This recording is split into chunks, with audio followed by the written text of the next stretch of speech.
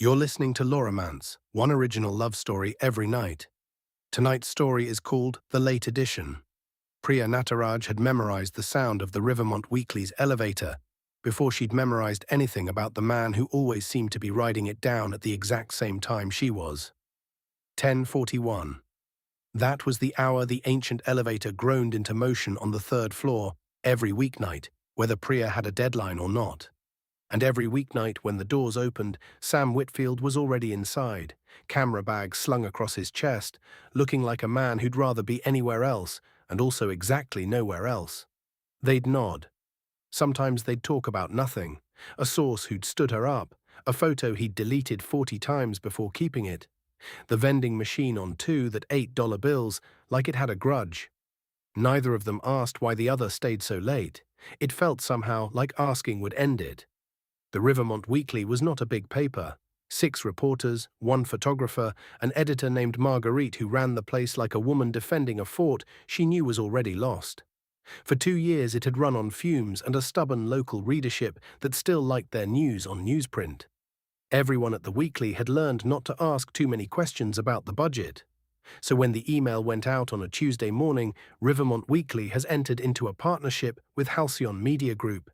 The newsroom went quiet in the specific way a room goes quiet when everyone is doing math about their own future. Partnership, Sam said, reading over Priya's shoulder, close enough that she could smell the darkroom chemicals still on his jacket, even though nobody used darkrooms anymore. It was just a smell that had followed him from somewhere. That's corporate, for we are about to gut this place and call it efficiency. You don't know that, Priya said, though she did mostly know that. I know that Halcyon bought the Chester Falls paper last spring and cut it from 9 staff to 3, Sam said. I know that one of the 3 left was their photographer. Priya looked at him for a second too long. Then maybe you should be worried about you, not me. I'm always worried about me, Sam said, which was, for him, practically a confession. I'm just better at hiding it behind a camera. For the next 3 weeks, Priya did what she always did when she was afraid. She worked.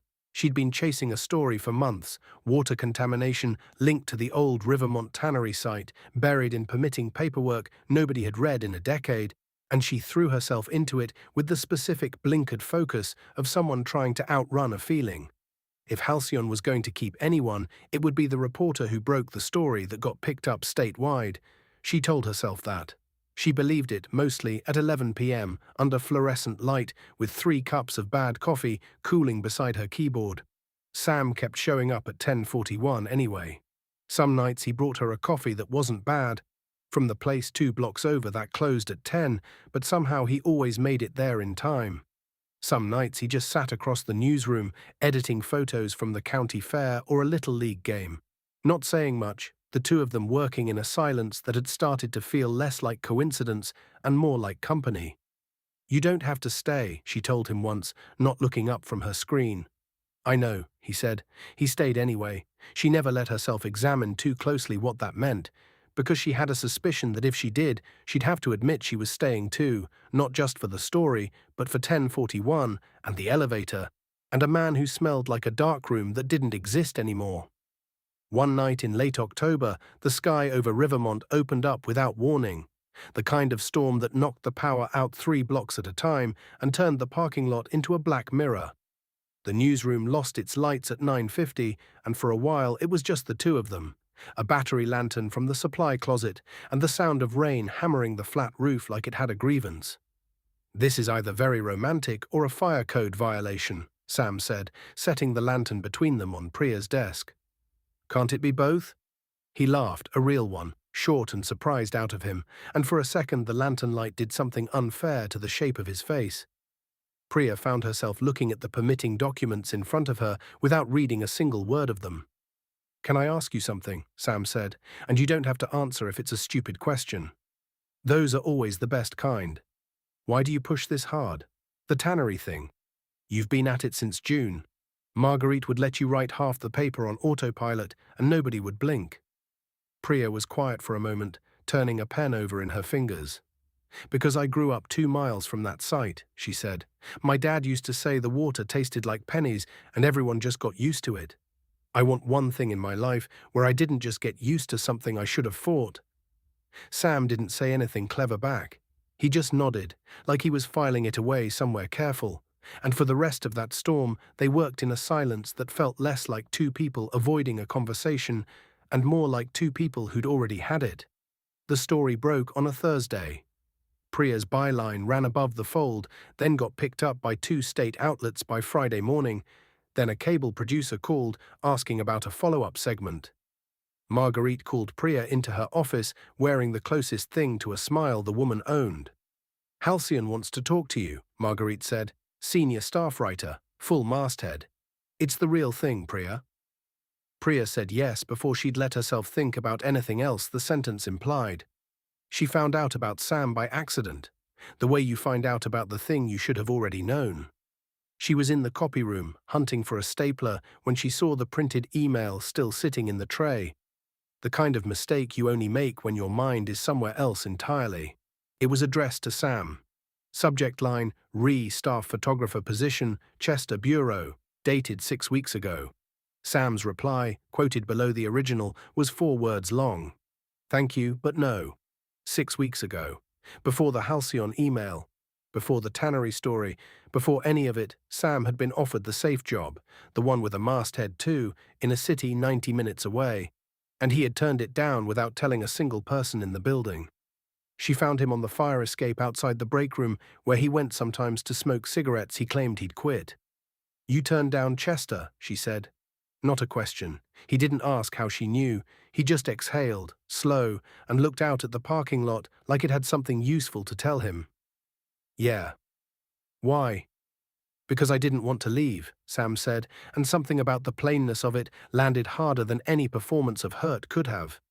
"That's it. That's the whole reason. I didn't have a smarter one." "Sam, if Halcyon guts this place, then I'll be unemployed in Rivermont instead of employed in Chester," he said. "I did the math. I decided I'd rather be here, broke, than there, fine." He finally looked at her. "I wasn't trying to make it your problem. I wasn't going to tell you at all. You weren't supposed to find a 6-week-old email in the copy tray." "But I did." "Yeah." A small, rueful, almost smile. "You did." The thing that landed in Priya's chest wasn't flattery. It was closer to grief, the specific ache of realizing someone had quietly bet everything on staying near you, and you'd been too busy protecting your own future to notice him giving up his. Halcyon's restructuring announcement came the following week. 1 new senior writer position, funded. 0 photography budget. Freelance only, going forward, paid per assignment. No benefits, no security. Sam read the memo standing at his desk, already halfway to packing up 2 years of equipment into the same camera bag he wore like a second spine. Priya went to Marguerite's office that afternoon with a folder she'd built in 4 sleepless hours. "I want you to take this to Halcyon," she said, sliding it across the desk. "It's a proposal, a 6-part investigative series on the tannery cleanup. The story doesn't end with 1 article. There's a real fight over funding coming, and it needs documentary photography, not stock art. It needs someone who already has 2 years of institutional trust in this town." She paused. "It needs Sam. I'll write it. He shoots it. Joint byline. If Halcyon wants the kind of story that gets national pickup, this is how they get another one." Marguerite looked at her for a long moment. "You're spending your own leverage on this." "I'm spending it on the story," Priya said. "He just happens to be the only person who can shoot it right." It wasn't a full rescue. Halcyon didn't reverse the freelance policy, didn't restore a staff line, didn't suddenly become a company with a conscience. What came back after 2 more weeks of negotiation was a 12-month contract retainer for Sam, guaranteed hours, a real rate, his name on the masthead as contributing photographer for the duration of the series. Not safety, not forever, but real and enough, and entirely because someone had chosen to fight for it in the open instead of staying quiet about what she wanted. The night the contract was signed, they left the building together at 10:41, and for the first time, neither of them pretended it was a coincidence. The elevator groaned the way it always did. Sam leaned against the wall across from her, camera bag on his shoulder, and for once he didn't look like a man who'd rather be anywhere else. "You didn't have to do that," he said. "The proposal. You could have just taken the job and let the rest happen however it happened. I know, Priya said. I didn't want to find out what however it happened looked like without you in the building. The doors opened onto the empty lobby, the streetlights orange through the glass, the whole town quiet the way small cities get after 10. Neither of them moved to leave right away. For what it's worth, Sam said, the reason I kept riding this elevator down at 10:41 every night for 2 years wasn't the exercise. I'd figured that out, Priya said, somewhere around week 1. Then why'd it take us this long? Because I was scared that wanting you and wanting the story were two different fights, and I didn't think I could win both. She shrugged, small, honest. Turns out you can. You just have to actually say what you want, out loud, to the people who can do something about it, instead of hoping they notice on their own. Sam smiled, the real one, the one that didn't come with an audience. 10:41 tomorrow? 10:41 tomorrow, Priya said, and this time, when the elevator doors closed behind them, it wasn't a ritual they were both too afraid to name. It was just theirs. That was the late edition, an original story from Loremance. If it made you feel something, follow the show. I'll see you tomorrow night, with another story worth telling.